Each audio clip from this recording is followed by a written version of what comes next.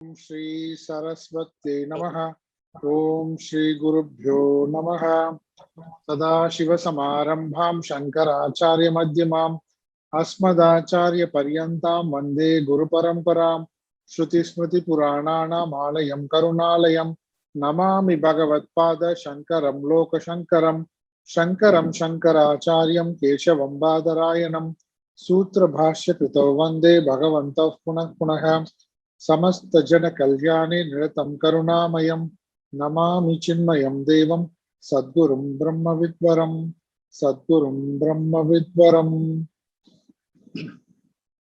ओम पार्थाय प्रतिबोधितां भगवता नारायणेन स्वयं व्यासेन ग्रथितां पुराणमुनिना मध्ये महाभारतम् अद्वैतामृतवर्षिणीं भगवतीम् अष्टादशाध्यायिनीम् अम्ब त्वामनुसन्ततामि भगवद्गीते भगवद्गीते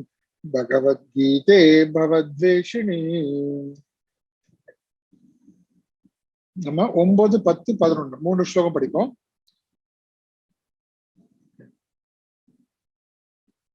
காரியமித்யேவ யத் கர்ம நியதம் கிரியதேர்ஜுன சங்கம் த்யக்த்வா ஃபலம் சைவ சத்யாகः சாத்விகோ மதः நத்வேஷ்ய குஷலம் கர்ம குஷலேனானுஷஜ்யதே त्यागी सत्वसमाविष्टः मेधावी छिन्न संशयः न हि देहभृता शक्यं त्यक्तुं कर्माण्यशेषतः यस्तु कर्मफल त्यागी सत्यागीत्यभिधीयते. இங்க அர்ஜுனுடைய கேள்விக்கு தியாகம் சந்நியாசம் இது ரெண்டுத்தினுடைய தத்துவம் என்னன்னு கேட்கும்போது நம்ம மனசுல உடனடியா என்ன மனசுல வரணும்? இப்ப அர்ஜுனன் கேட்கறது கவுன சந்நியாசம், கவுன தியாகத்தை பத்தி கேட்கிறான். இப்ப கவுன தியாகம்னு சொல்லும் பொழுது முக்கிய தியாகம் இல்ல, முக்கிய சந்நியாசம் இல்ல. முக்கிய சந்நியாசம் வித்வத் சந்நியாசத்தை பத்தி இந்த 18ஆம் அத்தியாயத்துல அர்ஜுனன் கேள்வி கேட்கல. விவிதிஷா சந்நியாசத்தை பத்தியும் இந்த 18ஆம் அத்தியாயத்துல கேள்வி கேட்கல. அர்ஜுனுடைய கேள்வி கவுன சந்நியாசம். அப்படி கவுன சந்நியாசம்ன்றது இப்ப நமக்கு தெரியுது பகவான் எதை சொல்றாருன்னு கர்மயோகத்தை சொல்றாரு. சரி, கவுன சந்நியாசம். அந்த கவுன சந்நியாசம்ன்றது கர்மயோகம். அது இங்க சாத்விக தியாகம். அந்த சாத்விக தியாகத்தோட செய்ய வேண்டும்னு சொல்றாங்க. சரி, அப்போ அந்த கர்மயோக பாவனையோட செய்கின்றது சாத்விக தியாகம். அப்படி செய்யாம கடமைகளை துரத்தல். அந்த துரத்தல் தியாகம்ன்ற வார்த்தைக்கு துரத்தல்னு பொருள். அந்த கடமைகளை துரத்தல் இரு வழியில செய்யறாங்க. ஒண்ணு மோகத்தினால செய்கிறாங்க, இன்னொன்று துக்கத்தினால, காய கிளேஷ பயா துக்கத்தினால தியாகம் செய்கிறார்கள். மோகத்தினால செய்யும் பொழுது அதுக்கு பேர் தாமச தியாகம்னு பேரு. காய கிளேஷ பயம் துக்கம் அப்படின்னு செய்யும் பொழுது அது ராஜசீக தியாகம்னு பேரு. இதான் நம்ம பார்த்தோம். இப்போ இந்த மாதிரி தன்னுடைய கடமைகளை எப்படி துறந்தாலும் சரி, தாமசிகமாக துறந்தாலும் சரி, ராஜசீகமாக துறந்தாலும் சரி, அவர்கள் அதனுடைய பலனை அடைய மாட்டார்கள். நைவ தியாகம் பலம் லபை. தியாகத்தினுடைய பலத்தை அவர்கள் அடைய மாட்டார்கள். தியாகத்தினுடைய பலம் என்ன? ஞான நிஷ்டை. அதாவது அவர் ஆன்மீகத்தினுடைய குறிக்கோளை அடைய மாட்டார்கள். எந்த காரணத்தை சொல்லி அவங்க தங்களுடைய கடமைகளை விட்டாங்களோ, எந்த காரணத்துக்காக, அந்த காரணம் அவங்களுக்கு நிறைவேறாமே போய்விடும். இதுதான் பார்த்தோம் நம்ம. அதுக்கப்புறம் ஆனா சாத்விக தியாகம்ன்றது என்னது? காரியமித்யேவ யத் கர்ம 9ஆவது ஸ்லோகத்துல நியத்தம் கர்ம. யார் நியத்த கர்மத்தை காரியம் இது செய்துதான் ஆக வேண்டும் என்று தீர்மானித்து இந்த தெளிவான சிந்தனையுடன் அத தவறாம செய்கிறார்களோ, அது எப்படி செய்யணும்? சங்கம் தெக்வா, கர்த்திருத்துவ பாவனை இல்லாம கரணத்துவத்தோட செய்கிறார்களோ, அதே போல பலன் வரும்பொழுது அத எந்த விருப்ப வெறுப்பும் இல்லாமல் அதை ஈஸ்வர பிரசாதமாக ஏற்றுக்கொள்கிறார்களோ, அப்படிப்பட்ட அந்த தியாகம், இந்த துரத்தல். இங்க என்னது? இங்க துறக்கவே இல்லாம ஆக்சுவலா எதை துறந்தாங்க? கர்த்திருத்துவத்தை துறக்கிறாங்க, கரண பாவத்தோட செய்கிறார்கள். அதே மாதிரி பலன்ல பற்ற துறக்கிறார்கள். இதோடு சேர்த்து யஜ்ஞ தான தவம் இது மூன்றையும் கடைபிடித்து செய்கிறார்கள். இப்படிப்பட்டவங்க வந்து சாத்விக தியாகம் செய்பவர்கள். அப்போ சந்நியாசம், அர்ஜுனா நீ கேட்ட சந்நியாசம் தியாகத்தினுடைய தத்துவம் என்ன, பிருத்தக், அதை மூன்றாக சொல்லுன்னு சொன்ன போது, மூன்றாக தாமசிக தியாகம்னா என்ன, ராஜசிக தியாகம்னா என்ன, சாத்விக தியாகம்னா என்னன்னு சொல்லிட்டு, உண்மையிலேயே சாத்விக தியாகம் தான் நாம பண்ண வேண்டியது. தாமசிக தியாகம் ராஜசிக தியாகம் நாம செய்யக்கூடாது. அப்போ சாத்விக தியாகம் செய்ய வேண்டும் என்றால் கர்மயோகம் செய்ய வேண்டும். இப்படி கர்மயோகம் செஞ்சா அதன் மூலமாக அந்த சாத்விக தியாகம் செய்பவர்களுடைய பலன் என்ன கிடைக்கும், அவங்களுக்கு அவங்க என்ன நிலையை அடைவார்கள், அந்த கர்மயோகம் முறையாக செய்து முடித்து என்ன நிலையை அடைவார்கள், அவர் என்ன நிலையை அடைவார்கள்னா தியாகி, அதாவது சாத்விக தியாகி நம்ம சேர்த்துக்கணும். சாத்விக தியாகி 10வது ஸ்லோகத்தில் இருப்பார், 2வது வரி. சாத்விக தியாகி தத்துவம் சமாவிஷ்ட, அவர்கள் தாமச குணமும் ரஜோகுணமும் நீங்கி சாத்விக குணம் மேலோங்கி அவர்கள் அந்த சாத்விக குணத்திலேயே மூழ்கி இருப்பார்களா, முழுவதுமாக சாத்விக குணம் மட்டுமே இருக்கு. அந்த சாத்விக குணம்னு சொன்னாலே ஞானத்துக்கான வழிதான் அது சாத்விகம்ன்றது. அப்ப அந்த சாத்விக நிலையில் அவர்கள் என்ன நிலை அடைகிறார்கள், அவர்கள் வந்து கர்ம சந்நியாசம், அவர்களுடைய கடமைகள் அவர்களை விட்டு போகிறது. அவங்க தியாகம் செய்யற, அவங்களுடைய கடமைகள் அவங்களை விட்டு போகுது. அவர்களுக்கு குரு கிட்ட போய் ஈஸ்வர அனுகிரகத்தால குரு சிரவண மரண நிதித்தியாசனம், அந்த நிதித்தியாசனம் மூலமாக நம்ம பார்த்தோம் கர்ம சந்நியாசம், சிரவண மரண நிதித்தியாசனம். அந்த நிதித்தியாசனம் மூலமா என்ன அடைகிறாங்க, ஆத்ம ஞானம் அடைகிறார்கள். எங்க சொல்லியிருக்காரு, பிரம்ம ஞானம் அடைகிறார்கள். மேதாவி பிரம்ம ஞானத்தை அடைந்து ஞானி ஆகிறார்கள். அப்ப என்ன ஆகுது அவங்களுக்கு, அடுத்து சின்ன சம்சேக, இது வரைக்கும் இருந்த அனைத்து சந்தேகங்களும் நீங்கி விடுகிறது. நீங்கி தான் பிரம்ம சுரூபம் என்பதை உணர்கிறார்கள். இவங்க தான் அந்த தியாக பலம் லபேத், இவங்க தான் அந்த தியாகம் உண்மையான சரியாக அந்த கர்மயோகத்தை செய்து முடித்து பிறகு இந்த ஞான பாதைக்கு வந்து அந்த ஞானத்தை அடைகிறார்கள். அந்த பலனை இவர்கள் தான் பெற முடியும். ஆனா அறகுறையா ஏதாவது காரணத்தை சொல்லிட்டு இது துக்கம், இல்லைன்னா என்ன நான் இதுக்கு தகுதி பெற்றவன், இப்படி எல்லாம் சொல்லிட்டு போனா அவர்கள் வந்து இந்த ஆன்மீகத்துல எந்த வித முன்னேற்றமும் இருக்காது. அவர்கள் இந்த சம்சாரத்திலே ஒன்று கொண்டிருக்க வேண்டியதுதான். அவங்களுக்கு துக்கம், இந்த சம்சாரம் துக்கம் தொடர்ந்து கொண்டேதான் இருக்கும். இது சொல்லியாச்சு 10ல. இப்ப 11ல என்ன சொல்ல போறோம்னா, 11ல நம்ம நேற்று பார்த்தோம். அதுவும் யாரு வந்து இந்த கடமைகளை வந்து விட முடியாது, யார் விட முடியாதுன்னா தேகபிருத்தா நகி சக்கியம், தியக்தும் நகி சக்கியம். தேகபிருத்தான தேகாபிமானம் உடையவர்களால் இந்த கர்மத்தை முழுவதுமாக துறக்க முடியாது. தேகாபிமானம் உடையவர்கள் என்ன அர்த்தம், நான் இந்த உடல் மனம் புத்தின்ற அபிமானம் இருப்பதோடு சேர்த்து அதிகமான நான் தான் செய்கிறேன், நான் செய்கிறேன்ற சகஜமாக எது எடுத்தாலும் அகங்காரம் இருக்கும். அப்புறம் இந்த பலன் தான் வேணும், இந்த பலன் தான் வேணும், இதை நான் அடைஞ்சே தீரணும், எல்லாத்துலயும் விருப்பம் இருக்கு. இந்த கர்மங்கள் நான் செய்ய மாட்டேன், இந்த கர்மம் தான் நான் செய்வேன், அந்த கர்மம் செஞ்சாலும் நான் தான் செய்யறேன், என்ன போல யார் செய்வா, ஆனா அதுக்கான பலன் இது அடைந்தே நான் தீருவேன், இப்படின்னு முழுக்க முழுக்க முழுக்க எப்படி பண்றாங்க அவங்க. தேகாபிமானம்னா அதுதான். தேகாபிமானம்னா தான் தான் தான் தான் எல்லா நிலைகள்லயும் தான், உடல் அளவுல மனதளவுல புத்தி அளவுல எல்லா நிலையிலையும் அந்த அபிமானம் ரொம்ப அதிகமாக இருக்கிறவர்களால என்ன பண்ண முடியாது, கர்மத்தை விட முடியாது, விடக்கூடாது. அவங்களால விடவே முடிய வாய்ப்பே கிடையாது. அவங்களா விட்டன்னு சொன்னா கூட அது தாமசிக தியாகம் ராஜசிக தியாகம், அது உண்மை கிடையாது, அந்த பலனை அவங்க அடைய மாட்டார்கள். அப்போ அதனால யாரு வந்து உண்மையிலேயே இந்த கர்மத்தை தியாகம் செய்தவர்கள் யாரு, கர்மயோகம் செய்கிறவர்கள். எது எஸ்து கர்ம பல தியாகி சத்யாகி இது அபிதீயத்தே, சத்யாகி இது அபிதீயத்தே. அப்ப பகவான் அந்த பல அபிப்பிராயங்கள் இருக்கு சொன்னாரு இந்த தியாகத்தை பத்தி. அதுல 2வதா சொன்ன சர்வ கர்ம பல தியாகம், அத பகவானும் அதே கருத்தை தான் இங்க வலியுறுத்துறார். அவர்களை தான் இவரு தியாகின்று, தியாகத்தினுடைய தத்துவம் என்னன்னு கேட்ட கேள்விக்கு இந்த கர்ம பல தியாகம் செய்வன் தான் தியாகி, அதான் சொல்லி முடிக்கிறார். 11வது ஸ்லோகத்துல அர்ஜுனன் கேட்ட கேள்விக்கு பதில் சொல்லி முடிக்கிறார். நம்ம இந்த தேகாபிமானம்ன்றது நம்ம புரியும் நினைக்கிறேன். இந்த தேகாபிமானத்தை குறைப்பதற்கு தான் என்ன பண்றாங்க, கர்மயோகம் சொல்றாங்க. செயல் புரியும் போதும் கரணத்துவம்னு சொல்றது. அப்போ இங்க தேகாபிமானம் இருப்பவர்கள் என்ன பண்ணுவாங்க, தங்களை கருவியாக கருதவே மாட்டார்கள். வேறு ஒருத்தருடைய கருவியாகவோ இறைவனுடைய கருவியாகவோ இல்லை, நான் தான் பிரதானம். அந்த நான்றது அதிகமாக எல்லா நிலைகளிலும் அவருடைய செயல்கள் எல்லா செயல்நிலைகளிலும் அது வெளிப்பட்டு கொண்டே இருக்கும் இல்லையா? அவ்வளவு தேகாபிமானம் என்ன அப்படி சொல்லிட்டாங்க இப்படி சொல்லிட்டாங்க. அன்றாட வாழ்க்கையில இருக்கிறது தான். அன்றாட வாழ்க்கையில சுக துக்கத்தை ரொம்ப பெருசு பண்ணிட்டு, மானவமானத்தை பெருசு பண்ணிட்டு, சீத உஷ்ணத்தை பெருசு பண்ணிட்டு, இதெல்லாம் தான் அறிகுறி தேகாபிமானம்ன்றது. இப்படி இருக்கிறவங்களால என்ன பண்ண முடியாது? கர்மத்தை விட முடியாது.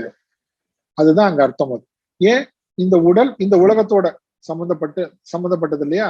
இந்த உடலோட இந்த உலகத்துல சம்பந்தப்பட்டு இந்த உடல் மனம் புத்திய உலக விஷயங்கள் மூலமாக தனக்கு இன்பம் கிடைக்க போகிறது என்று, அதன் மூலமாக நமக்கு அமைதி கிடைக்க போறதுன்னு அதுலயே போறாங்க. அந்த அபிமானத்தினால என்ன பண்ணுவாங்க? நான் உடல் மனம் புத்தி, எனக்கு இந்த உலகத்துல இந்த பஞ்சேந்திரியங்கள் மூலமாக மனம் புத்திக்கு இன்பம் கிடைக்க போகுது. இதெல்லாம் தேகாபிமானத்தோட அறிகுறி இல்லை. இப்படிதான் இருக்கும் எக்ஸ்பிரஷன், அதோட எக்ஸ்பிரஷன். இப்படிப்பட்டவங்களால கர்மத்தை விட முடியாது. அப்ப இப்படிப்பட்டவங்க அந்த கர்ம பந்தத்துல இருந்து விடுபடுவதற்கு தான் கர்மயோக முறையை சொன்னாங்க. அதனால இதுக்கு முன்னாடி தாமச தியாகம் ராஜசிக தியாகம் விட்டவர்கள்லாம் தேகாபிமானம் இருப்பவர்கள் அர்த்தம். தேகாபிமானம் இருப்பவர்கள் அவர்கள் விட்டது உண்மையானது, அதெல்லாம் தாமசிக ராஜசிகம். அவர் உண்மையான பலனை அடைய மாட்டார்கள். அடுத்த நிலைக்கு சித்த சுத்தி அவருக்கு ஏற்படாது. ஆனா யாரு உண்மையாகவே தியாகி? கர்ம பல தியாகி. அவன் கர்ம பலத்துல பற்று இல்லாம பிரசாத புத்தியோடு கரண பாவனத்தோட, கர்த்தா பாவனை இல்லாம கரண பாவத்தோட ஈஸ்வனுடைய பக்தனாக, அடிமையாக, தாசனாக, கருவியாக தன்னை கருதி கொண்டு செய்வதனால அவனுக்கு சித்த சுத்தி ஏற்படும். அந்த சித்த சுத்தி ஏற்படுவதனால அவன் கர்ம பல தியாகம் செய்பவனே தியாகி. சித்த சுத்தி ஏற்பட்ட அந்த ஞான பலனான ஞான நிஷ்டை அவனுக்கு ஏற்படும்.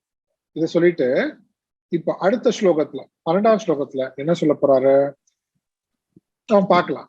என்ன சொல்ல போறாரு பார்க்கலாம். கனெக்ஷன் 12வது ஸ்லோகம். அனிஷ்டமிஷ்டம் மிஸ்ரம் ச அனிஷ்டமிஷ்டம் மிஸ்ரம் ச அனிஷ்டமிஷ்டம் மிஸ்ரம் ச அனிஷ்டமிஷ்டம் மிஸ்ரம் ச த்ரிவிதம் கர்மணः பலம் த்ரிவிதம் கர்மணः பலம் த்ரிவிதம் கர்மணः பலம் த்ரிவிதம் கர்மணः பலம் பவத்யத்யாகினாம் ப்ரேத்ய பவத்யத்யாகினாம் ப்ரேத்ய பவத்யத்யாகினாம் ப்ரேத்ய பவத்யத்யாகினாம் ப்ரேத்ய நது சந்நியாசினாம் க்வசித் நது சந்நியாசினாம் க்வசித் நது சந்நியாசினாம் க்வசித் நது சந்நியாசினாம் க்வசித். சேர்ந்து அனிஷ்டமிஷ்டம் மிஸ்ரம் ச த்ரிவிதம் கர்மணः பலம் பவத்யத்யாகினாம் ப்ரேத்ய நது சந்நியாசினாம் க்வசித். சரி, அத்தியாகினாம் ஃபர்ஸ்ட் 3 என்னது? அனிஷ்டம், இஷ்டம், மிஷ்ரம். அனிஷ்டம்னு சொல்லும்போது நமக்கு விருப்பம் இல்லாதது. விருப்பம் இல்லாதது என்னது? விருப்பம் இல்லாதது துன்பம். சரி, விருப்பம் இல்லாத துன்பம்னா என்னது? இங்க கீழான பிறவிகள், நரகம். ஓகே, கீழான பிறவிகள், நரகம், இதெல்லாம் என்னது? அனிஷ்டம்ல வந்துடும். அப்புறம் இஷ்டம்ன்றது என்னது? இஷ்டம்ன்றது உயர்ந்த பிறவிகள். உயர்ந்த பிறவிகள் எல்லாம் தேவலோகம், தேவ பிறவி எல்லாம், இதெல்லாம் இஷ்டம். மிஸ்ரம்ன்றது என்னது? மிஸ்ரம்ன்றது சரி, அனிஷ்டம்ன்றது எப்படி வரும்னு கேட்டா, நாம செய்யற கர்மங்கள் பத்தி தானே பேசிட்டு வந்தோம். இப்போ அந்த கர்மங்கள்லையும் இந்த கர்மங்கள் எந்த மாதிரியான பலனை கொடுக்கும்னு பார்த்தா, ஒண்ணு அனிஷ்ட பலன் கொடுக்கும். பாவ கர்மம் அதிகமாக இருக்கும்போது அனிஷ்ட பலம், கீழான பிறவிகள், அப்புறம் நரகம் கொடுக்கும். இஷ்டம், புண்ணிய கர்மங்கள் அதிகமாக இருக்கும்போது தேவ போன்ற உயர்ந்த பிறவிகள் எல்லாம் கிடைக்கும். மிஸ்ரம், பாவ புண்ணியமும் ஓரளவு சமமாக இருக்கும்போது, மிஸ்ரம் சேர்ந்து கலந்துன்னு அர்த்தம். பாவ புண்ணியம் சேர்ந்து சமமாக இருக்கும்போது மனித பிறவிலாம் கிடைக்குது. இப்படி கர்மணக பலம் த்ரிவிதம் சொல்லிட்டு பாருங்க. கர்மணக பலம் த்ரிவிதம் யாருக்கு? பவதி அத்தியாகினாம் பிரீத்ய. அத்தியாகிக்கு. அத்தியாகினா யாருங்க? அத்தியாகினா யாரு? தியாகியினுடைய தத்துவம் யாரு? தியாகினா யாருன்னு பார்த்தோம் நம்ம. கர்ம பல தியாகி, கர்மயோகம் செய்யறோம். அப்ப கர்மயோகம் செய்யாதவர்கள் இந்த உலகத்தை விட்டு போகும்போது, மரணம் சம்பவிக்கும் போது, அவங்களுடைய பிராரப்த கர்மம் நிறைவடையும் பொழுது பவதி திரிவிதம் பவதி, 3 விதமான கர்மணக பலம் திரிவிதம் பவதி, 3 விதமான பலன் ஏற்படுகிறது. யாருக்கு? அத்தியாகிக்கு. அப்போ தாமச தியாகம், தாமச தியாகம் ராசிக தியாகம் செய்பவர்கள் அப்படி அது மட்டும் எடுத்துக்க வேண்டாம், மற்ற எல்லாருக்குமே காமிய கர்மம் நிஷித்த கர்மம் எல்லாருக்கும் எடுத்துக்க வேண்டியதான். அப்போ இந்த உலகத்தை விட்டு ஒரு மனிதன் அவன் இறந்து போகும்போது அவன் தியாகம் செய்யாவிட்டால், பேசிக் இங்க வந்து கர்ம சன்னியாசம் கிடையாது, இங்க அதை பத்தி பேசல, சரிங்களா? அது விவிதிஷா வித்வத் சன்னியாசம் அதெல்லாம் இங்க பேசல, வித்வத் சன்னியாசம் இங்க பேசல. சரி, அத்தியாகினாம்னு என்ன அர்த்தம்? இங்க அத்தியாகினாம் சொல்லும்போது சாத்விக தியாகம் செய்யாதவர்கள், சாத்விக தியாகம் செய்யாதவர்களுக்கு 3 விதமான பாசிபிலிட்டி, 3 விதமான பலன்கள் இருக்கு. ஒண்ணு உயர்ந்த பிறப்பு இருக்கும், ஆனா என்ன பிறப்பு தான், உயர்ந்ததா இருந்தாலும் அதுவும் என்னது மீண்டும் பிறப்பு இருக்கு. சரி, இல்லைன்னா தாழ்ந்த பிறப்புகள் நரகம் இருக்கு, இல்லைன்னா மீண்டும் மனித பிறவியை எடுக்கணும் மிஸ்ரம். அப்ப என்ன சொல்றாங்க? மீண்டும் இவர்கள் இறப்பிலேயே ஒன்று கொண்டு இருப்பார்கள். நத்து சன்னியாசினாம் கொச்சித், ஆனா சன்னியாசிக்கு கிடையாது. என்ன கிடையாது? இந்த 3 பலன்களும் கிடையாது. ரொம்ப சிம்பிள், புரியுது இல்லையா அந்த சம்ஸ்கிருதம்? சன்னியாசினா நத்து கொச்சித், நத்து சன்னியாசினாம் கொச்சித். சன்னியாசிக்கு இது 3 கிடையவே கிடையாது. இங்க சன்னியாசி யாரு? சாத்விக தியாகம், சாத்விக தியாகம் செய்யறவன். ஏன் உண்மையாகவே சாத்விக செஞ்சவன் என்ன ஆகிறான்? ஏற்கனவே பார்த்தாச்சு, எங்க 10வது ஸ்லோகத்துல பார்த்தாலும். சாத்விக தியாகி என்ன ஆகிறான்? சத்வ சமாவிஷ்ட மேதாவி சின்ன சம்சயம். அவன் வந்து முக்தி அடைஞ்சிடறான், அவன் முக்தி பாதையில் முன்னேறுகிறான். அவனுக்கு சித்தசுத்தி ஏற்பட்டு ஆத்ம ஞானம், குரு மூலமாக ஆத்ம ஞானம் ஈஸ்வர அனுகிரகத்தினால கிடைத்து அவன் இந்த 3 வித பலன்களில் இருந்தும் தப்பித்து விடுகிறான். இந்த 3 பலன்களும் விடுபட்டு விடுகிறான். இந்த 3 பலன்களும் அவனுக்கு கிடையாது. இல்லைன்னா என்ன? இல்லைன்னா அப்ப என்ன சொல்ல வர்றாரு? நாம சாத்விக தியாகம் ஏன் செய்யணும்? கர்மயோகம் ஏன் செய்யணும்?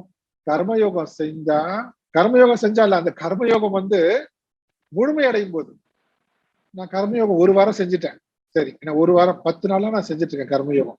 அப்படி இல்லை, சித்த சுத்தி ஏற்படுகிற வரை, சித்த சுத்தி ஏற்படுகிற வரை. எப்ப தெரியும் சித்த சுத்தி ஏற்படுகிறதுன்னு நமக்கு? முழுமை அடையுதுன்னு நம்ம விட்டு கர்மம் விலகும். நம்ம விட்டு கர்மம் விலகும் போது நமக்கு ஆத்ம ஞானம் வேண்டும் என்கின்ற வேட்கை தீவிரமாகும் போது, குருவை தேடும் பொழுது, இல்ல இந்த ஆத்ம ஞானத்தை எனக்கு கொடுக்கக்கூடியவர் யாருன்னு நம்ம இயங்கும் பொழுது, அப்ப ஈஸ்வரோட அனுகிரகத்தினால நமக்கு குரு நம்ம வாழ்க்கையில வரும்பொழுது இப்படி எல்லாம் நமக்கே தெரியும். அப்ப அதுக்கான சூழ்நிலை நமக்கு ஏற்படும். நம்மளால சுலபமாக அந்த பாதையில் போவதற்கான எல்லாமே சாதகமாக இருக்கும். அதுதான். அப்ப அந்த சித்த சுத்தி அடையிற வரைக்கும் இந்த கர்மயோகம் செய்ய வேண்டும். அதுதான் அவர்கள் தான் யாரு? சன்னியாசினாம் கொச்சித். அப்படி அந்த சித்த சுத்தி அடைகிற வரை தியாகம், சாத்விக தியாகம், கர்மயோகம் செய்கிறவர்களுக்கு நது கர்மணக பலம் திரிவிதம், இந்த 3 பலன்களும் அவளுக்கு கிடையாது. யாருக்கு உண்டு? அத்தியாகிக்கு உண்டு. அத்தியாகில இந்த கர்மயோகியை தவிர பாக்கி எல்லாரும் வந்துருவாங்க. காமி கர்மம் செஞ்சவன், நிஷித்த கர்மம் செஞ்சவன், தாமச தியாகம் செஞ்சவங்க, ராசிக தியாகம் செஞ்சவங்க எல்லாமே வந்துடும். இது புரியுது இல்லையா? இதுல ஒண்ணும் குழப்பம் இல்லையே. கம்ப்ளீட் பண்றாரு பாருங்க, டாபிக் கொஞ்சம் கொஞ்சமா கம்ப்ளீட் பண்றாரு. என்ன கர்மத்தை பத்தி சொல்லும் போது, அந்த கர்மத்தை வந்து சித்த சுத்தி அடையாதவர்களால கர்மத்திலிருந்து விடுபட முடியாது. சித்த சுத்தி அடைந்தால்தான் ஞானம் கிடைக்கும். ஆனா சித்த சுத்தி அடைவதற்கு முன்பே அவசரப்பட்டு நான் என்னுடைய கடமைகளை விட்டுறேன்னு சொல்லிட்டு, கடமைகளை விட்டுட்டு நீ ஆத்ம ஞானத்தை தேடி போனா உனக்கு அந்த பலன் கிடைக்கவே கிடைக்காது. அவர்களுக்கு என்ன கிடைக்கும்? அவர்களுக்கு 3 விதமான பிறப்பு தான். அவர்களுடைய புண்ணிய கர்மங்கள் அதிகமாக இருந்தா மேலான பிறவிகள், பாப கர்மங்கள் அதிகமாக இருந்தா கீழான பிறவிகள், நரகங்கள், ரெண்டும் சமமாக இருந்தா, பாவ புண்ணிய கர்மங்கள் சமமாக இருக்கும்போது மனித பிறவி, கண்டிப்பாக பிறவி நிச்சயம். இந்த பந்த அப்ப என்ன பிறவின்னு நமக்கு தெரியாது, ஜோசியக்காரனால சொல்ல முடியாது என்ன பிறவின்னு. நம்மளுடைய பிராரத்தம் எப்படி அப்படிதான். பரவாயில்லையே, நாங்க வந்து பிறவி போறோமே அப்படிலாம் கிடையாது. இங்க மறுபடியும் பிறவாமை வேண்டும், அதானே முக்கியம். அப்போ அதற்காக நீ சாத்விக தியாகம் செய்ய வேண்டும். நீ சாத்விக தியாகம் செய்தா ஆத்ம ஞானத்திற்கான தகுதியை பெற்று ஆத்ம ஞானம் அடைந்து இந்த பிறவி பிணியிலிருந்து விடுபடுவாய். அழகா கம்ப்ளீட் பண்றாரு 12வது ஸ்லோகத்துல. சரி, இது வரைக்கும் கண்டினியூ. அடுத்து போலாங்களா? அடுத்த டாபிக் இது வரைக்கும் ஓகே தானே? ஹரியோம் தியாகராஜன்ஜி, இது வரைக்கும் ஓகேவா? இது வரைக்கும் எல்லாரும் ராஜகோபால் எல்லாரும் ஓகே. சத்தியவதியமா, உங்களுக்கு 11th ஸ்லோகம் நேத்தி கொஞ்சம் டவுட்னு கேட்டீங்க, ஓகேவா? ஓகே சுவாமிஜி. இப்போ இந்த தாட்ல வந்து கம்ப்ளீட் ஆகுது. சுவாமிஜி, யூ டோன்ட் மைண்ட், நீங்க வந்து ஒரு 5-6 சாதகமான சூழ்நிலைகள் வந்தாக்க போகணும் அப்படின்னு சொன்னார். அத can you repeat it? Like சித்தசுத்தி அடையணும், அப்புறம் அந்த இல்ல சித்தசுத்தி அடைகிறதுன்றது, சித்தசுத்தி அடைகிறது எப்படி தெரியும்னு கேட்டேன். அது நமக்கு எப்படி தெரியும்னா, நம்ம வாழ்க்கையில அதுக்கான சூழ்நிலைகள் அமைஞ்சிடும், அவ்வளவுதான். அந்த சூழ்நிலைகள்ல அமையும். நமக்கு வந்து ஆன்ம ஞானம் தான் நம்மளுடைய குறிக்கோள். வேற எது இருந்தாலும் சாட்டிஸ்ஃபை ஆக மாட்டோம், வேற எது கிடைச்சாலும் அதுல திருப்தி அடைய மாட்டோம், வேற எதை நோக்கியும் தேடுதல் இருக்காது. பாக்கி எல்லா காரியங்களும் செய்து கொண்டிருந்தாலும் ஆனா ஆழ் மனசுல நமக்கு ஒரு நிறைவற்ற தன்மையை நம்ம உணர்வோம். நிறைவற்ற தன்மையை உணர்ந்து அந்த நிறைவு வேணும் வேணும் வேணும்னு அதை நோக்கியே நம்ம மனது ஆழ் மனதுல அதை பத்தி சிந்தனை பண்ணி கொண்டிருப்போம். இது வெளியில சொல்ல வேண்டிய அது அவங்க அவங்களுடைய இது அதுவே தெரிஞ்சும். அப்போ அது நடக்கும் பொழுது ஈஸ்வரன் அவங்களுக்கு குரு சிரவண மரணம் அதுக்கான சூழ்நிலையை அமைத்து கொடுக்கிறார். இதுதான் சாஸ்திரம், இதுதான் சாஸ்திரத்தை சொல்றது, இதுதான் ஃபேக்ட். இது எல்லா மகாத்மாக்களுடைய வாழ்க்கையிலையும் நம்ம பார்க்கலாம். ஓகே, சரி. இப்போ இந்த இதை சொல்லிட்டு இப்ப அடுத்து என்ன பண்ண போறாருன்னா, அடுத்து வந்து ஒரு டாபிக் அப்படின்னு போகும்போது இதுக்கும் அதுக்கும் கனெக்ஷன் இல்லையோ, கனெக்ஷன் இல்லாத மாதிரி இருக்கும், ஆனா கனெக்ஷன் இருக்கு. இப்போ 18வது அத்தியாயம் என்னன்னு பாக்குறோம் நம்ம. பாக்கி பகவத்கீதையினுடைய மொத்த சாரம் அது. இப்ப பகவத்கீதையுடைய சாரத்துல கர்மயோகம் முடிஞ்சிருச்சு. இப்ப பகவத்கீதையில வந்து முன்னாடியே நம்ம பார்த்தோம் கர்மயோகம். மறுபடியும் என்ன இருக்கீங்க, கர்மயோகம் என்னன்றதான் தெளிவுபடுத்திருக்காரு. அதுக்கு வேற ஒரு வார்த்தை மூலமா தெளிவுபடுத்திருக்காங்க, தியாகம், சந்நியாசம். இது என்ன புதுசு கிடையாது, 3வது அத்தியாயத்திலே இருக்கு. நீங்க 3வது அத்தியாயத்திலே பாத்தீங்கன்னா சன்னியாசின்னு சொல்லியிருப்பாங்க, சன்னியாசிச்ச யோகிச்ச சொல்லியிருப்பாங்க. 6வது அத்தியாயத்துல பார்த்தா சந்நியாசம்னு சொல்லியிருப்பாங்க, யார? கர்மயோகியே சொல்லியிருப்பாங்க. அதேதான் இங்க சம்மரி. இங்க இன்னும் மேலும் தெளிவுபடுத்துறாரு.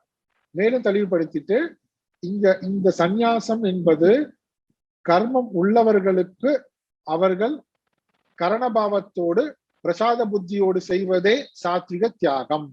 அந்த நிலையில அவர்கள் தியாகி, சாத்விக தியாகி, சாத்விக சந்நியாசி என்று சொல்லப்படலாம். அவர்கள் கண்டிப்பாக சித்தசுத்தி அடையும் வரை அவர்கள் அந்த கடமையை விடாம செய்து கொண்டிருப்பார்கள். அப்புறம் சித்தசுத்தி பெற்று குருவை அடைந்து ஈஸ்வரனோட அனுகிரகத்தினால ஞானத்தை பெற்று இந்த 3 விதமான கர்ம பலன்களிலிருந்து விடுபடுவார்கள். மற்றவர்கள் அனைவருக்கும் இந்த 3 விதமான கர்ம பலன்கள் உண்டு. உயர்ந்த பிறவி, தாழ்ந்த பிறவி, நரகம், சொர்க்கம், இல்லைன்னா இந்த மனித பிறவி. இங்க இந்த லோகத்துல அந்த நரகம் கீழான பிறவிகள் தான் என்னது, மற்ற உயிரினங்கள். ஓர் உயிரில இருந்து 5 அறிவு வரைக்கும் மற்ற உயிரினங்கள். மேலான பிறவிகள்ன்றது தேவர்கள் போன்றதெல்லாம், இந்திர பதவி வரைக்கும் என்னெல்லாமோ இருக்குல்ல நிறைய, அதெல்லாம் ஓகே. சரி, இப்போ அடுத்து என்ன சொல்ல போறாங்கன்னா, இதெல்லாம் பார்த்துட்டு வந்தோம். சரி, இந்த கர்மம் வந்து பலனை கொடுக்கறது, நம்மள சம்சாரத்துல தள்ளுகிறது. அந்த கர்மம் வேண்டான்னா என்ன பண்ணும்? கர்ம பந்தத்துல தப்பிக்கிறதுக்கு கர்மம் செய்யக்கூடாது. அப்போ என்ன பண்ணும்? கர்ம யோகமா செய்யும் சொன்னீங்க. மறுபடியும் மறுபடியும் கர்மம் கர்மம்னே சொல்லிட்டு இருக்கு. அப்போ யாருக்கு இந்த கர்ம பந்தத்தெல்லாம் யார் சீக்கிரா? உண்மையிலேயே நானா? நான் யாரு? எனக்கும் இந்த கர்மத்துக்கும் உண்மையிலேயே என்ன சம்பந்தம்? இப்படி எல்லாம் ஒரு கேள்வி வரும்போது பார்த்தா, உண்மையிலேயே நம்ம சொரூபம் என்ன? உண்மையிலேயே நமக்கு கர்மம் உண்டா? உண்மையிலேயே நம்ம சொரூபம் என்ன? இதெல்லாம் தான் கனெக்ஷன். அப்ப என்ன சொல்ல போறாருன்னா பகவான் என்ன சொல்ல போறாங்கன்னா, இவ்வளவு காலம் கர்மம் கர்மயோகம் இதெல்லாம் பேசிட்டு இருந்தோம்ல, இந்த கர்மத்தோட சம்பந்தப்பட்டது எது, இந்த கர்மத்தோட சம்பந்தப்பட்டது எதுன்றதை விளக்கும் போது உண்மையிலேயே கர்மத்தோட சம்பந்தப்படாது எதுன்னு தெரிஞ்சிடும். ஆஹா, உண்மையிலேயே அப்போ நான் கர்மத்தோட சம்மந்தப்படலையா, அப்ப உண்மையிலேயே கர்மத்தோட சம்மந்தப்பட்டது இதுதானா, அப்ப என் சுரூபம் என்ன, நான் உண்மையில அகர்த்தாவே கிடையாது, கர்த்தாவே கிடையாது, நான் அகர்த்தா. என் சுரூபம் என்ன, ஆத்மஸ்வரூபம் அகர்த்தா. இந்த ஆத்மா அகர்த்தான்றத நேரடியா சொல்லாம எப்படி சொல்ல போறாரு, சரி இவ பாருங்க, இவ்வளவு காலம் கர்மம் கர்மயோகம்லாம் சொன்னோம்ல, உண்மையிலே இந்த கர்மத்துல சம்மந்தப்பட்டது எது அப்படின்னு சொல்லி நமக்கு எக்ஸ்பிளைன் விளக்க போறாரு. அப்படி விளக்கும் போதே என்ன பண்ணுவாரு, இதுல இந்த ஆத்மா இருக்கா பாருங்க, ஆத்மா கர்மத்துல சம்மந்தப்படவே இல்லை பாருங்க. அப்ப ஆத்மா கர்மத்துல சம்மந்தப்படலன்னு அர்த்தம். அப்போ ஆத்மா அகர்த்தா அப்படின்றத அடுத்தது சொல்ல போறார். நம்ம படிக்கலாம் 13வது ஸ்லோகம். பஞ்சைதானி மகாபாஹோ பஞ்சைதானி மகாபாஹோ பஞ்சைதானி மகாபாஹோ பஞ்சைதானி மகாபாஹோ காரணானி நிபோத மே காரணானி நிபோத மே காரணானி நிபோத மே காரணானி நிபோத மே சாங்கே கிருதாந்தே ப்ரோக்தானி சாங்கே கிருதாந்தே ப்ரோக்தானி சாங்கே கிருதாந்தே ப்ரோக்தானி சாங்கே கிருதாந்தே ப்ரோக்தானி சித்தயே சர்வ கர்மணாம் சித்தயே சர்வ கர்மணாம் சித்தயே சர்வ கர்மணாம் சித்தயே சர்வ கர்மணாம். சேர்ந்து பஞ்சைதானி மகாபாஹோ காரணானி நிபோத மே சாங்கே கிருதாந்தே ப்ரோக்தானி சித்தயே சர்வ கர்மணாம். மகாபாகோ வலிமையானவனேன்னு அர்த்தம். வலிமையானவனேனா உன்னாலே என்ன பண்ண முடியும், சாத்விக தியாகம் செய்ய முடியும். மகாபாகோ எங்கெல்லாம் ஒண்ணு ஏதோ ஒரு உபதேசம் சொல்லி முடிக்கிறாரோ மகாபாகோ என்கரேஜ் பண்ணுவார், உன்னால முடியும்னு அர்த்தம். சரி, மகாபாகோ கிருதாந்தே கிருதாந்தே சாங்கியே எங்க இருக்கு, 2வது வரியில இருக்கு. முதல் வார்த்தை 2வது வார்த்தை சாங்கிய கிருதாந்தே இருக்கு. கிருதாந்தே சாங்கியே, கிருத கிருத்தனா கிருத்த கர்மம், கர்மம் அந்தேனா கர்மம், அந்தம்னா முடிவு. அப்போ கர்மம் முடிவுற்ற நிலை.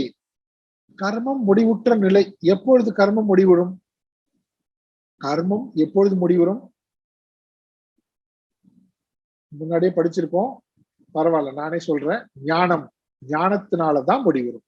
அப்போ கிருதாந்தே கிருதாந்தே கர்மம் முடிவுறும் பொழுது எங்க கர்மம் முடிவுறும், ஞானத்துலன்னு சொன்னா. அந்த ஞானம்ன்ற வார்த்தை எங்க இருக்கு, ஞானம்னா என்ன ஞானம், அது ஞானம்ன்ற வார்த்தை சாங்கியே, சாங்கியன்னு இருக்கு பாருங்க. இப்ப என்ன ஞானம் கேட்டா இந்த சாங்கிய யோகம் நம்ம படிச்சிருக்கோம், அங்கேயும் நம்ம விளக்கம் பார்த்தோம். சரி, இங்க சாங்கியன்னு சொல்லும் பொழுது என்னது, சாங்கியனா எது ஒன்று, கியாயத்தேன்னு இருக்குல்ல, கியாயத்தே கியாயத்தேன்னு சொல்லும் போது விளக்கம். சம்யக் கியாயத்தே, சம்யக் நன்றாக விளக்கப்படுவது.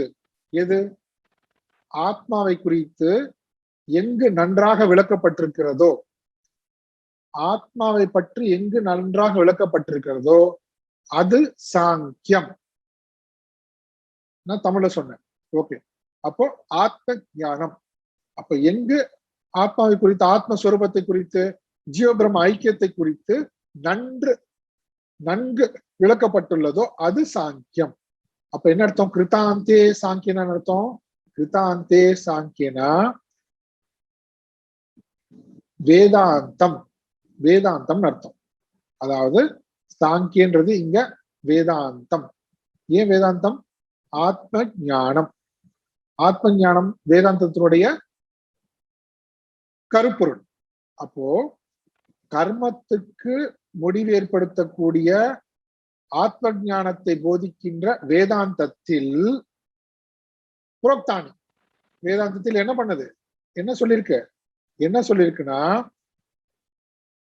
ஓகே, சர்வ கர்மனா சித்தையே, சர்வ கர்மனாம் சித்தையே.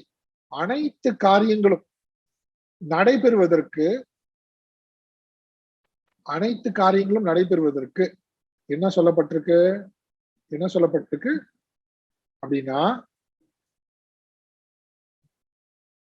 பஞ்சைத்தானி காரணானி, இந்த 5 விஷயங்கள் தான் காரணமாக அமைகின்றது. என்ன சொல்லிருக்கு வேதாந்தத்துல? எந்த கர்மமாக இருந்தாலும் சரி, அந்த கர்மம் அனைவதும் செய்வதற்கு, அந்த கர்மம் நடைபெறுவதற்கு இந்த 5 விஷயங்கள் தான் காரணமாக அமைகின்றது. இந்த 5 விஷயங்கள் தான் அதுல ஈடுபடுகின்றது. இந்த 5 விஷயங்கள் சேர்ந்துதான் ஒரு கர்மம் நடைபெறுகிறது. சர்வ கர்மணம், அனைத்து கர்மங்களுக்கும். இது என்ன சொல்றாரு? மே நிபோத, இதை என்னிடமிருந்து நீ அறிந்து கொள், அப்படின்னா நான் உனக்கு இதை பத்தி சொல்ல போகிறேன்னு அர்த்தம். கவனமா கேளு. முக்கியமான விஷயம்னு அர்த்தம். என்ன முக்கியமான விஷயம்? ஆத்மா தானே முக்கியமான விஷயம் வேதாந்தத்துல. இங்க திடீர்னு எல்லா கர்மங்களுக்கும் எது காரணமோ அதை பத்தி சொல்றேன்னு சொல்றீங்களே, அப்படின்னா அர்த்தம். ஆமா, அதை பத்தி சொல்லும் பொழுது அதுல உண்மையிலேயே ஆத்மா ஈடுபட்டிருக்கா இல்லையான்னு உனக்கு தெரியும். அதனால இது முக்கியம். அதுல எல்லா கர்மங்களுக்கும் காரணம் இந்த 5 தான். இந்த 5ல ஆத்மா இருக்கா பாரு. அதனால இது முக்கியமான விஷயம். இங்க டைவர்ட் ஆகல. திடீர்னு கர்மங்களை பத்தி பேசுறாரு. அப்படி கர்ம சித்தாந்தம் இல்லைங்க. மறுபடி இதன் மூலமாக என்ன நிரூபிக்க போகிறாரு? இந்த கர்மத்துல எந்த விதத்திலையும் ஆத்மா ஈடுபடவே இல்லை. இந்த 5 தான்ப்பா ஈடுபட்டிருக்கு. அதனால இத முக்கியமான பகுதி. இத மே நிபோத, நானே சொல்றேன் உனக்கு, என்னிடம் இருந்து கேளு. பகவான் சொல்றாரு பாருங்க, உனக்கு யார்கிட்டயோ போய் கேட்டுக்கோன்னு நான் சொல்லல, என்கிட்ட இருந்து நானே உனக்கு சொல்ல போறேன்.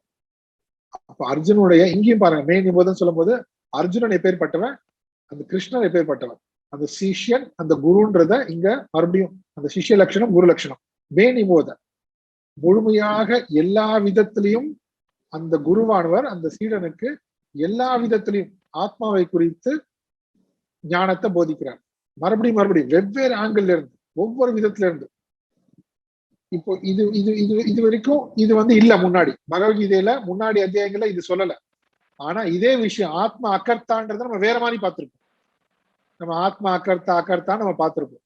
ஆனா எப்படி இதை வேற ஆங்கிள் பிரசன்ட் பண்றது பாருங்க. ஆத்மா அகர்த்தான்றது இங்க கர்மங்கள்ல ஈடுபடுவது இந்த 5 விஷயங்கள் என்று வேதாந்தத்தில் கூறப்பட்டிருப்பதை உனக்கு நான் இப்பொழுது கூறப்போகின்றேன்.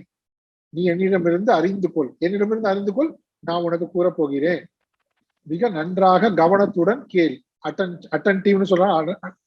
ஓகே, கிருதாந்தே சாங்கியன்றத டக்குன்னு என்ன வார்த்தை போட்டிருக்கீங்க? சாங்கிய சாஸ்திரத்திலும் போட்டாங்க இங்க தமிழ்ல.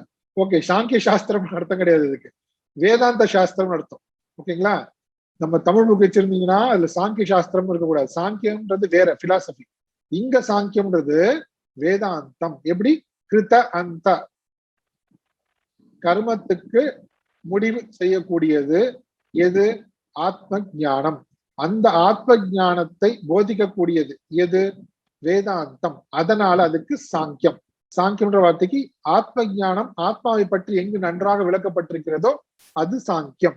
கிருதாந்தே சாங்கியே, வேதாந்த சாஸ்திரத்தில் இப்படி டிரைவ் பண்றோம். எப்படி அந்த வார்த்தை நம்மளா சொல்லல, உண்மையா அந்த வார்த்தைக்கு இதான் அர்த்தம். அது திடீர்னு குழம்பக்கூடாது. சாங்கியம் என்ன, கிருத்தாந்தம் எங்க இருந்து வேதாந்த வார்த்தையிலே சொல்லக்கூடாது. ஓகே, இப்போ என்ன அந்த 5 விஷயங்கள்? அது அடுத்த ஸ்லோகத்துல சொல்றாரு. அந்த 5 விஷயங்கள் என்ன நம்ம பார்க்கலாம்.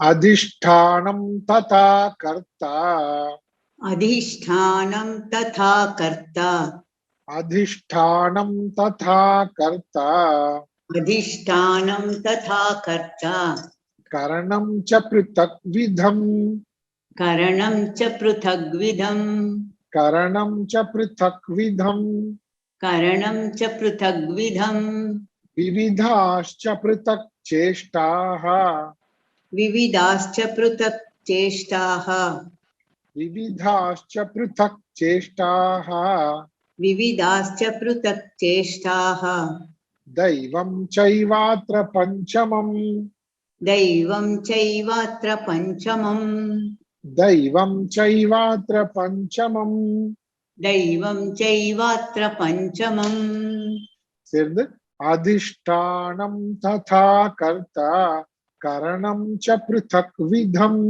விவிதாश्च பிருதக் சேஷ்டாः தைவம் சைவாத்ர பஞ்சமம். இங்க என்னன்னா அதுக்கு நேரடியா அந்த பேரை முதல்ல பார்த்திடலாம், அப்புறம் விளக்கம் பார்க்கலாம்.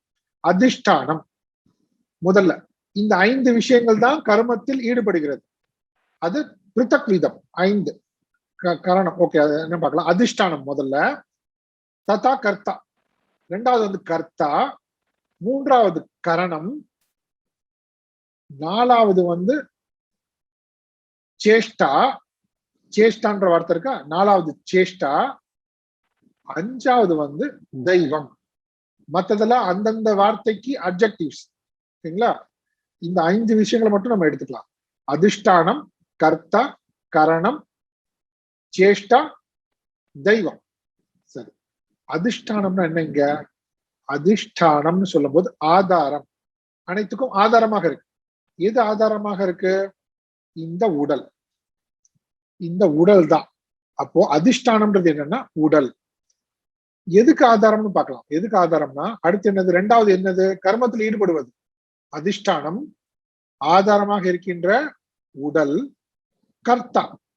கர்த்தான என்ன? கர்த்தான அகங்காரம், நான் என்கின்ற எண்ணம். சரி, நான் என்கின்ற எண்ணம் என்னது? இங்க கர்த்தா என்னதுன்னு பார்த்தா, நான் நான் நான் நமக்குள்ள ஒண்ணு இருக்கு. அது என்ன பண்ணுதுன்னா, இந்த இந்த உடல் உடல் உடல் நமக்கு வீட்டுல உடல் இருக்கு, உடல் மனம் புத்தின்னு இருக்கு. இந்த நானையும் இந்த உடலையும் இணைக்கின்ற எண்ணம், அதுக்கு பேர் தான் கர்த்தா. இந்த உடல் மனம் புத்தி இந்த எல்லாமே ஜடம். நான் வந்து ஜடம் கிடையாது. நான் கான்சியஸ்னஸ், சித்தது. நான்றது அறிவு இருக்கு பாருங்க, நான்ற ஒரு உணர்வு இருக்கு பாருங்க, அது உணர்வு அது தூய உணர்வு நான். அப்போ அந்த தூய உணர்வான நான இந்த ஜடமாகிய உடலோடு எது இணைக்கின்றதோ அது கர்த்தா.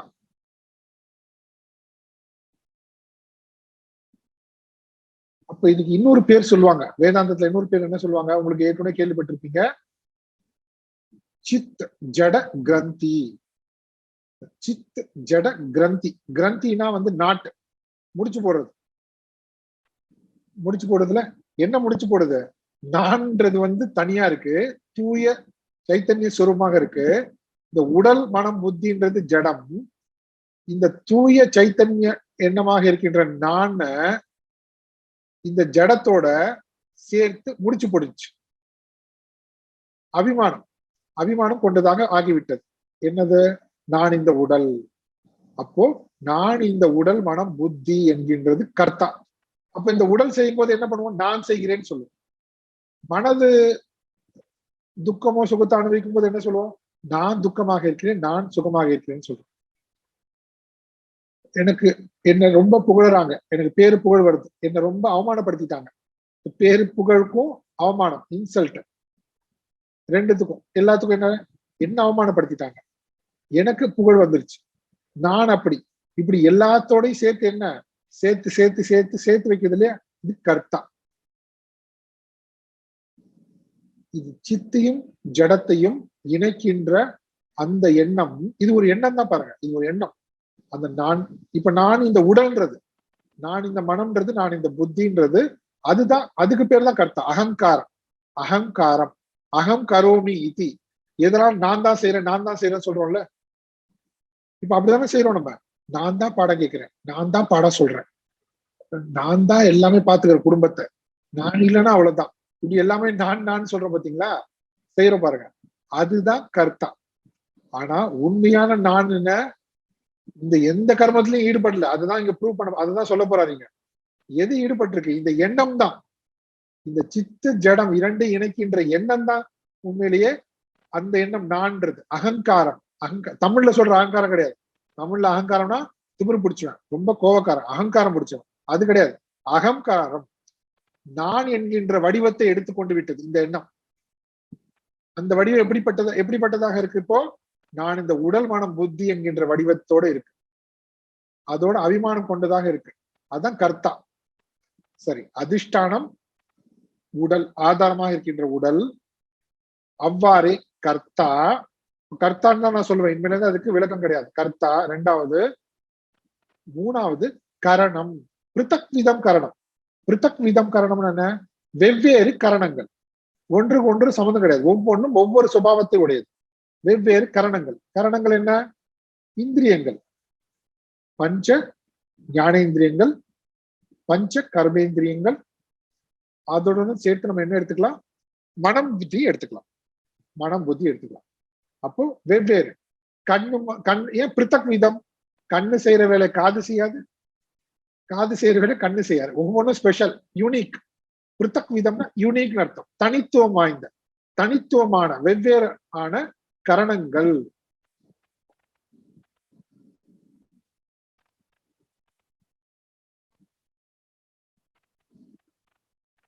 சரி, இது புரிஞ்சிச்சு.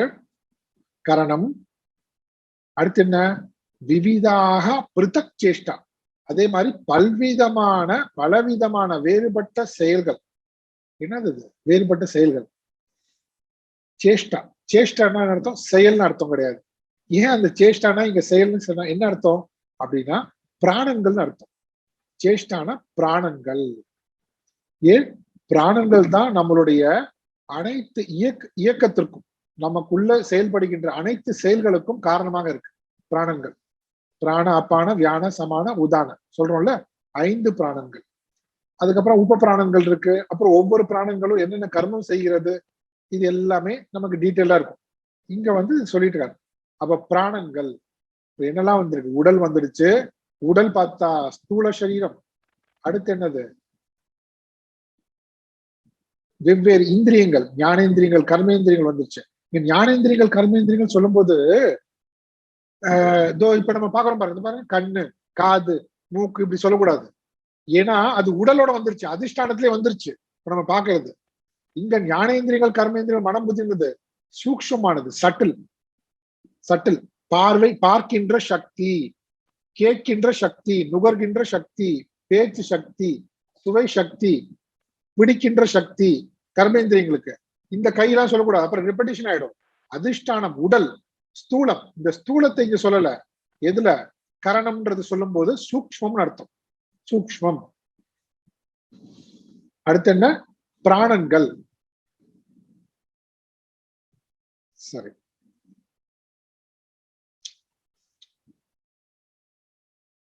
என்னது இதெல்லாம்? பிராணங்கள் சொல்லியாச்சு. அடுத்து 4 முடிஞ்சுதா? 4 சேஷ்டா பிராணங்கள் முடிஞ்சது. இதுக்கப்புறம் இன்னொன்னு இருக்கு பாருங்க, தெய்வம். இது என்னது? தெய்வம். தெய்வம்னா இப்ப நம்ம பார்த்த எல்லாத்துக்கும் அதிஷ்டான தேவதைகள், ஒவ்வொன்றுக்கும் தேவதைகள். அதாவது இதனுடைய சாநித்தியத்துலதான் எல்லாம் செயல்புரிகின்றன. இது இல்லைன்னா, இதனுடைய அருள் இல்லைன்னா எதுவும் செயல்படாது.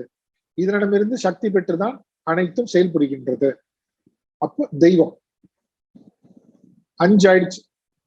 பஞ்சமம். தெய்வம் பஞ்சமம். பஞ்சமம்னு சொல்றேன் பாருங்களேன், 5-fold. இந்த தெய்வத்தோட சேர்ந்து 5, அதான் அர்த்தம். தெய்வத்துடன் சேர்ந்து 5 முடிகிறது. 5 என்னது? 5 விஷயங்கள். 5 என்னன்னா எதுல? ஏதானி பஞ்சைத்தானி. எங்க இருக்கு? ஏத்தை பஞ்சைத்தானி இருக்குல்ல, ஏதானி பஞ்ச. போன ஸ்லோகத்தை சொல்லியிருப்பாருங்க, 5 விஷயங்கள். சர்வ கர்மானம் சித்தையே. போன ஸ்லோகத்தோட கனெக்ட் பண்ணிக்கணும். எல்லா கர்மங்கள் செய்வதற்கும் 5 விஷயங்கள் இருக்கின்றன. 5 விஷயங்கள் தான். இந்த 5 விஷயங்கள் தான் அனைத்து கர்மங்களிலுமே ஈடுபடுகின்றன. அதுதான் காரணமாக இருக்கிறது என்று வேதாந்த சாஸ்திரத்தில் கூறப்பட்டிருக்கிற நான் உனக்கு இப்பொழுது சொல்கிறேன்னு சொல்லிட்டு அந்த 5 என்ன அதை சொல்லிட்டார். அதிஷ்டானம். அதிஷ்டானம் அர்த்தம், இப்ப இந்த மற்ற அனைத்துக்கும் இந்த உடல் தான் பிரதானமாக இருக்கு. நம்ம மனதை போய் எங்கேயும் தேட முடியாது, வெளியில எங்கதான் இருக்கு, இந்த உடல் தான். பிராணனும் இந்த உடல் தான். எல்லாமே எல்லாத்துக்கும் ஆதாரமாக இருக்கிறதுனால அதுக்கு அதிஷ்டானம்னு பேரு. அதிஷ்டானம்னு இங்க ஆத்மான்னு சொல்லக்கூடாது. இது வரைக்கும் ஆத்மாவை தான் அதிஷ்டானம் சொன்னீங்க. ஆத்மா இல்ல, இங்க என்னது, இந்த கர்மத்துக்கு காரணமான 5 விஷயங்கள்ல இந்த உடலுக்கு அதிஷ்டானம்னு பேர். அதிஷ்டானம், அகங்காரம், அடுத்து பஞ்ச ஞானேந்திரியங்கள், கர்மேந்திரியங்கள், சூக்ஷ்மம்னு அர்த்தம். அடுத்தது மனம், புத்தி அதோட சேர்த்து, அப்புறம் பிராணன்கள், அதுக்கப்புறம் தெய்வம். தெய்வம் என்ன, இப்போ உதாரணத்துக்கு வந்து சக்ஷு, கண்ணுக்கு என்னது, கண்ணுக்கு வந்து சூரியோ தேவதா. இதெல்லாம் வேதாந்த சாஸ்திரத்தை சொல்லியிருக்குல்ல, அதை டீட்டெயிலா படிக்கும்போது நம்ம பார்ப்போம். தத்துவபோதம், ஆத்மபோதம் இதெல்லாம் படிக்கும்போது அதுல இருக்கும் நம்ம டெக்னிக்கல் டேர்ம்ஸ் எல்லாம் படிக்கிறது. ஆனா இங்க தெய்வம்னா என்ன, ஒவ்வொன்றுத்துக்கும் ஒவ்வொரு தேவதைகள், அதனுடைய சக்தியை பெற்றுதான் இதெல்லாம் இயங்குகின்றது. இந்த 5 தான், இந்த 5 தான் இந்த எந்த சர்வ கர்மானாம் சித்தையே, எந்த கர்மம் செய்வதாக இருந்தாலும் இந்த 5 தான் சொல்லிட்டு, இப்போ அடுத்த ஸ்லோகம் போலாம். நம்ம அடுத்ததுல என்ன சொல்ற பார்க்கலாம். शरीरवाङ् मनोभिर्यत्, शरीरवाङ् मनोभिर्यत्, शरीरवाङ् मनोभिर्यत्, शरीरवाङ् मनोभिर्यत्, कर्म प्रारभते नरः, कर्म प्रारभते नरः, कर्म प्रारभते नरः, कर्म प्रारभते नरः, न्यायं वा विपरीतं वा, न्यायं वा विपरीतं वा, न्यायं वा विपरीतं वा, न्यायं वा विपरीतं वा, पञ्चैते तस्य हेतवः, पञ्चैते तस्य हेतवः, पञ्चैते तस्य हेतवः, पञ्चैते तस्य हेतवः, சேர்ந்து शरीरवाङ् मनोभिर्यत्, कर्म प्रारभते नरः, न्यायं वा विपरीतं वा, पञ्चैते तस्य हेतवः. சரி, இங்க என்ன, நியாயம் வா விபரீதம் வா. இது என்ன நியாயம் விபரீதம்? நியாயம்னு சொல்லும் போது தர்மியம், தர்மம் அப்படின்னா தர்மமான காரியங்கள், புண்ணிய கர்மங்கள், சாஸ்திரத்துல எதெல்லாம் விதிக்கப்பட்டிருக்கிறதோ அந்த அந்த கர்மங்கள், அப்போ சாஸ்திரிய கர்மங்கள் அர்த்தம். நியாயம்னு அர்த்தம் சாஸ்திரிய கர்மங்கள். சாஸ்திரத்துல என்னென்னலாம் கர்மங்கள் சொல்லியிருக்கோ அதுதான் நம்ம செய்யறோம், நம்ம கர்மயோகமா செய்யணும் அதெல்லாம். அப்ப அந்த மாதிரி புண்ணியங்கள், நன்மைகள், நல்ல கர்மங்கள் அத்தனையும் நியாய கர்மங்கள். சரி, நியாய கர்மங்களாக இருக்கட்டும், சாஸ்திரிய கர்மங்களாக இருக்கட்டும், சாஸ்திரத்துல விதிக்கப்பட்ட கர்மங்களாக இருக்கட்டும், அல்லது வா வான அல்லது அல்லது விபரீதம் வா, அதுக்கு நேர் எதிராக. நேர் எதிராக அர்த்தம் நியாயம் அநியாயம். நானா சொல்றேன், சும்மா தமிழ்லயே அநியாயம்னு இருக்கு பாருங்க, எப்படி சொல்றது பாருங்க. அநியாயம் விபரீதம், அதற்கு நேர் எதிராக பாப கர்மங்கள், தீய செயல்கள் எதுவாக வேணா இருக்கட்டும்பா. சாஸ்திரிய கர்மங்களாக இருக்கட்டும், இல்லைன்னா நேர் விரோதமான பாப கர்மங்களாக இருக்கட்டும். என்ன அதுக்கெல்லாம் எத் கர்ம முதல் லைன்ல இருக்கு. எத் கர்ம, இது மாதிரி எந்த கர்மமா வேணா இருக்கட்டும். எத் கர்ம நியாய கர்மமா இருக்கட்டும், விபரீத கர்மமா இருக்கட்டும். அதனால என்ன, ஷரீர வாங் மனோபிகி, இது நம்ம என்ன சொல்றோம் பொதுவானா, ஷரீர உடல், வாக்குனால மனது, உடல் வாக்கு மனம், இது 3நாலதான் இந்த எல்லா கர்மங்களுமே செய்யப்படுகிறது. ஆக்சுவலா என்னது 5, ஆனா நம்ம பிரபலமா என்ன பேசுறோம், நம்ம 3 தானே சொல்றோம். உடல் மனம் வாக்கு இதுதான் எல்லாமே செய்யறது அப்படின்னு நம்ம சொல்றோம். ஆனா உண்மையிலேயே என்னது 5 தான். அந்த 5 தான் இங்க 3 நம்ம பொதுவா சொல்லும் போது. மனிதன் தன்னுடைய பிராரதத்துப்படி அவன் நியாய கர்மம் செஞ்சாலும் சரி, விபரீத கர்மங்கள் செஞ்சாலும் சரி, எந்த மாதிரியான கர்மங்கள் செஞ்சாலும் சரி, உடல் மனம் புத்தி மூலமாக எந்த மாதிரியான கர்மங்கள் செஞ்சாலும் சரி, எல்லாத்துக்குமே என்னது தஸ்ய ஹேத்தவக பஞ்சைத்தே, இந்த ஏதே பஞ்ச, இந்த அனைத்து கர்மங்களுக்குமே இந்த 5 தான் காரணம். கேத்து கேத்தவக, இந்த 5 தான்ப்பா காரணம், வேற எதுவுமே இல்லை. நம்ம எந்த காரியம் செஞ்சாலும் இந்த 5 தான், இந்த 5 தவிர வேற எதுவுமே கிடையாது. நம்ம கண்ணை மூடி திறந்தா கூட, கண்ணை மூடுறோம் திறக்கிறோம், எங்கேயோ கேட்ட மாதிரி இருக்கு. பேசுனா கூட பஷ்யன் ஸ்ருண்வன் ஸ்பிருஷன் ஜிக்ரன் கேட்டிருக்கோமா? எங்கேயோ படிச்சோம். நம்ம எங்க படிச்சோம்? 6வது அத்தியாயம் நினைக்கிறேன். பஷ்யன் ஸ்ருண்வன் ஸ்பிருஷன் ஜிக்ரன் அஷ்ணன் கச்சன் ஸ்வபன்ஸ்வசன் பிரளபன் விசிருஜன் கிருக்னன் உன்மிஷன் நிமிஷன் அப்படி, உன்மிஷன் நிமிஷன் அப்படி. கண்ணை மூடி திறந்து, கண்ணை மூடல் திறக்கிறதுல ஆரம்பிச்சு அனைத்து விதமான ஷரீர வாங் மனோபிகி இதில் செய்வது எல்லாத்துக்குமே இந்த 5 விஷயங்கள் தான் ஈடுபடுகின்றன. 6வது ஒண்ணு கிடையாது, எக்ஸ்ட்ரா ஒண்ணு கிடையவே கிடையாது, எதுவுமே கிடையாது.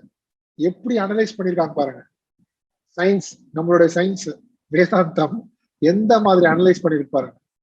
இப்போ எதுக்கு இதை சொல்லணும், எதுக்கு சொல்லணும்? இதுல இதுல ஆத்மா எங்க எதிரா வந்தது அதான் கேட்கிறாரு அவர். கேட்க போற கேள்வி என்ன, இதுல ஆத்மா எங்க வந்தது, எதுக்கு நீ ஆத்மா 6வது எங்க கொண்டு வந்த?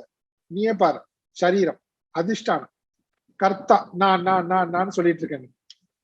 அது ஆத்மா கிடையாது, அது இந்த உடலை தான் நான் நான் சொல்றேன். நான் ஆத்மான சொல்றோம் கிடையாது, இல்ல உடலை தானே சொல்றோம். அதனால அந்த கர்த்தா, கர்த்தான்றது சரியா? ஓகே. அதிஷ்டானம், கர்த்தா, இந்திரியங்கள், கர்மேந்திரியங்கள், ஞானேந்திரியங்கள், மனம், புத்தி எல்லாம் ஈடுபடுது.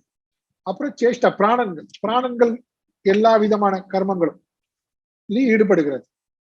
அதுக்கப்புறம் தெய்வம், இதுவரை கூட நமக்கு புரியுது, தெய்வத்தை ஒத்துக்க மாட்டோம் இல்லையா?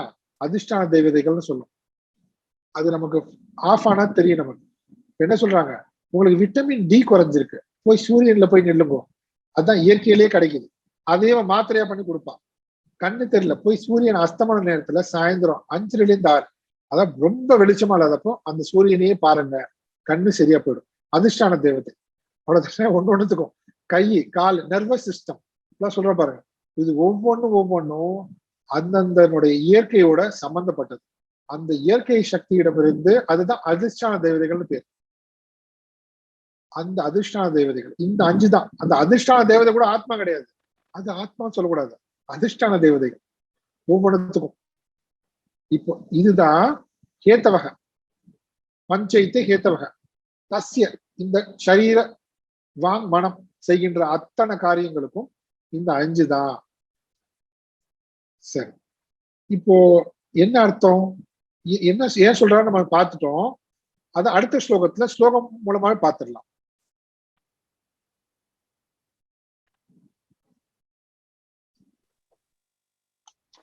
தத்ரைவம் சதி கர்த்தாரம், तत्रैवं सति कर्तारम्, தத்ரைவம் சதி கர்த்தாரம், तत्रैवं सति कर्तारम्, ஆத்மானம் கேவலம் துயஹ, आत्मानं केवलं तु यः, ஆத்மானம் கேவலம் துயஹ, आत्मानं केवलं तु यः,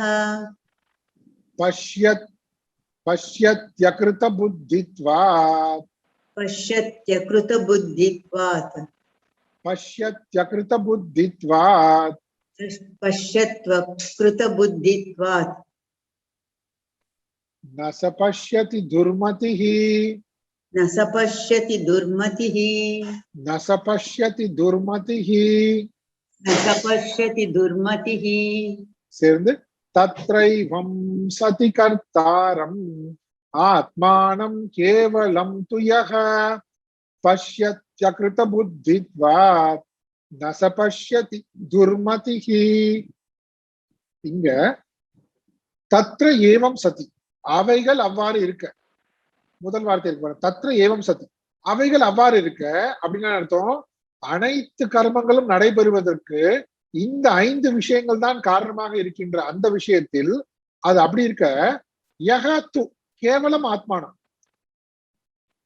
யஹது யார் கேவலம் ஆத்மானம்னா என்ன அர்த்தம், கேவலம்னா இதுல எந்த விதத்திலையும் சம்பந்தப்படாதன்னு அர்த்தம், அசங்கமாக இருக்கின்றன்னு அர்த்தம். கேவலம்னு அர்த்தம் அசங்கம், கேவலமாக, கேவலம் எந்த விதத்திலும் வாய்ப்பே இல்லை, சம்பந்தமே படாமல் இருக்கின்ற ஆத்மானம், ஆத்மாவை இப்ப என்ன பண்றாங்க? கர்த்தாரம் பஷ்யதி, கர்த்தாவாக பார்க்கிறானோ. இந்த 5 தான், எந்த கர்மம் எடுத்தாலும் இந்த 5 தான். ஆனா இவன் என்ன பண்றான்? இந்த ஆத்மாவைப்பு கர்த்தாரம்னு சொல்றான். செய்வதெல்லாம் என்ன?